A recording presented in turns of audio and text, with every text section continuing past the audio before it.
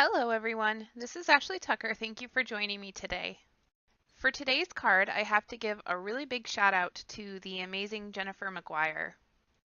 About a week ago, she put out a video showing how to make shadow box cards, and I would not have been able to make today's card without that video. So to start out, I have two pieces of cardstock, which are both cut to 8.5 by 5.5. For this first piece, I'm going to be scoring it right in the middle at 4.25, just like I would if I were making this a regular card base. And I just use my paper trimmer to do all of my scoring. The next thing that I do is I take that same piece of paper and I cut off a 1/2 inch off of one of the sides. Now I'm going to take the other paper and I'm going to start by scoring it at 1/2 inch.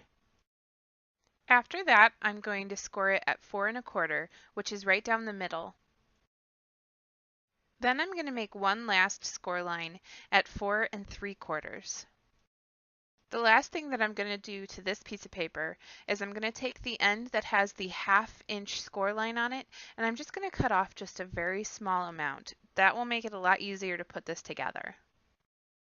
So after I take my bone folder and I go over all of these score lines so that I really get the edges nice and creased, you can see the box that this creates. The next thing that I want to do after these two pieces of paper have been all cut and scored is I want to create some sort of window on this box portion. So I'm putting a die on this side of the paper that has the little flap on the end. I ran that through my Big Shot, and now I'm going to work on putting this shadow box together. I used my ATG gun and I put some adhesive on that little flap. I'm taking that flap and I'm putting it right up against the score line on this other piece of paper. And I have the other piece of paper where the longer side is on the left or on top. Now I'm taking the window piece and I'm going to put some adhesive all over the back side of this other flap. This is going to adhere onto the back of the card and it's going to finish creating the box. So now when you open up this card, that shadow box pops up, and when this card is closed, it's actually flat. Now I'm going to work on the rest of the card. So I have a piece of Canson watercolor paper taped to a board, and I'm going to do some Distress Oxide blending. You might have noticed that I took the little shadow box and I put it up against this piece of paper so that I could make little pencil marks so that I could kind of have an idea of where that window is going to be. I wanted just a really rough idea of where it was going to land on this paper once I cut this down and put it inside, because this is going to end up being the background of that shadow box. The colors that I used to create this background are Candied Apple, Abandoned Coral, Worn Lipstick, Broken China, Salty Ocean, Faded Jeans, and Spiced Marmalade. So I'm creating a sky here, and once I got to this point, I thought that this looked a little bit too red, white, and blue, and so I decided to add a little bit of that orange spiced marmalade color to give it more of a sunny sky look. Now I'm going to do a technique that I have done once before, and this technique is what really makes this background special. So I took a watercolor brush and I'm taking just clean water and I'm dropping in little cloud shapes. And then I'm going to take a paper towel and I'm just going to pull up that color. Now, the first time that I did this technique, I absolutely loved the way that it turned out. I love that card so much. It's still probably my favorite card that I've done. If you haven't seen that card, I'll pop a link up above to that video. But I knew that I had to do this technique again. So yeah, I'm using a watercolor brush and I'm just kind of doing lines, and then in the middle of those lines I'm making it bigger by just kind of doing swirly scribbles so it looks kind of like clouds, and then I just use a paper towel to wipe it up. After I do all of the clouds with the water brush, I use my heat tool to dry the paper, and then I come in with this white gel pen and I outline underneath each one of the clouds, and I also add a few lines of just the gel pen, and that just really defines all of these clouds. Once that was all done, I cut it down so that it'll fit in my shadow box, and then I'm going to use some Tombow glue to adhere it. I chose to use Tombow glue so that I could easily move it and get it in the right spot before it actually glues down. So I'm going to slide that into the position that I want it, and then I'm going to use my bone folder to kind of press it down. I also want to mention that I was very careful to not have any of the adhesive ooze out, because I don't want to risk any of the shadow box getting glued down. Okay, so I really hope you guys will forgive me, but I pulled out this stamp set again. It's the Mama Elephant stamp set, Me and My Dragon, and the Dragon Wishes stamp set. I really hope you guys don't mind seeing this all the time. I love this stamp set so much. I use it. I think I use it too much, but I love it so much, so that's why I use it. So I stamped the big dragon and the small dragon, and now I'm stamping the little girl that comes in the stamp set right on top of that big dragon so it looks like she's riding it. And I did heat emboss those in a black embossing powder, just to make it easier to color these dragons black.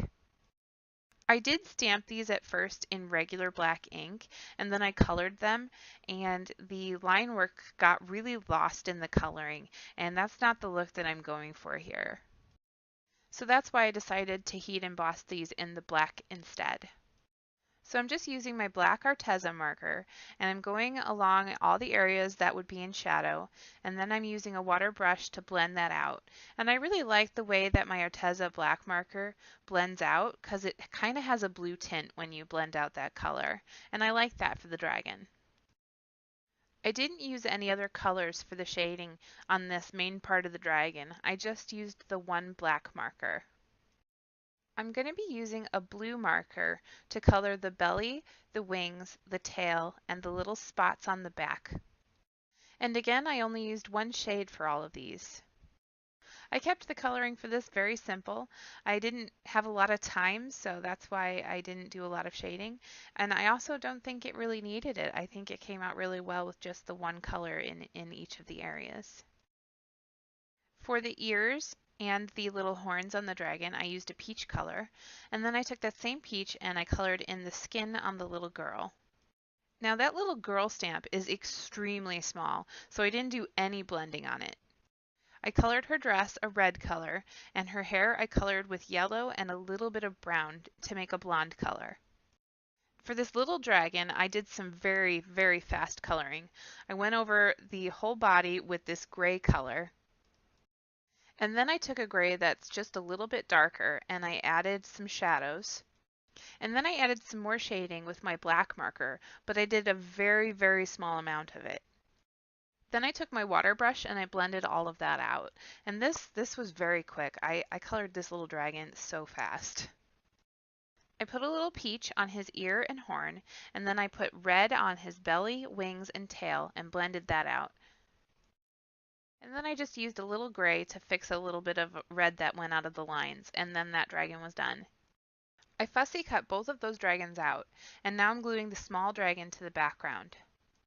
I'm being very careful to make sure my Tombow glue doesn't ooze at all.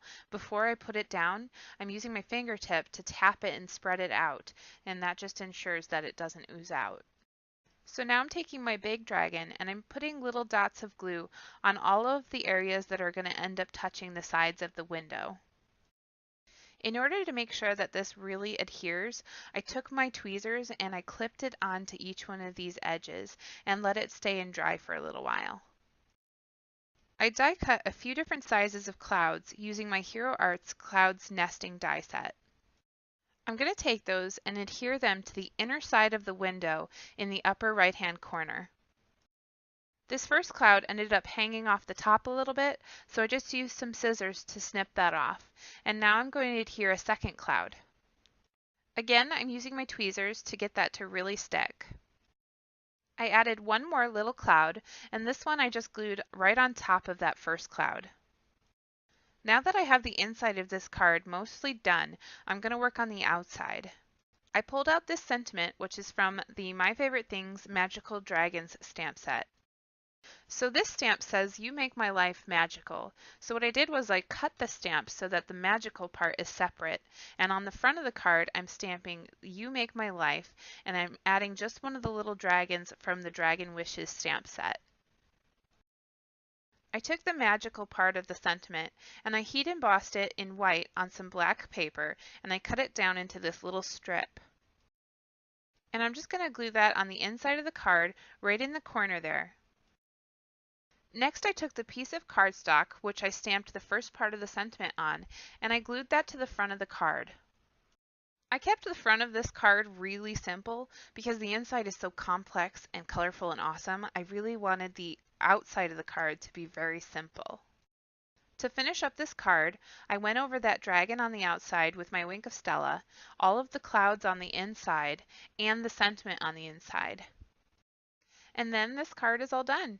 And here's a little look at how it all looks when you open it up. You can see that dimension and all the shadows that are created. I love this technique so much. Thank you for joining me today. I hope you really enjoyed watching this technique and how this shadow box card came together. All of the supplies that I used for this card can be found in the description down below.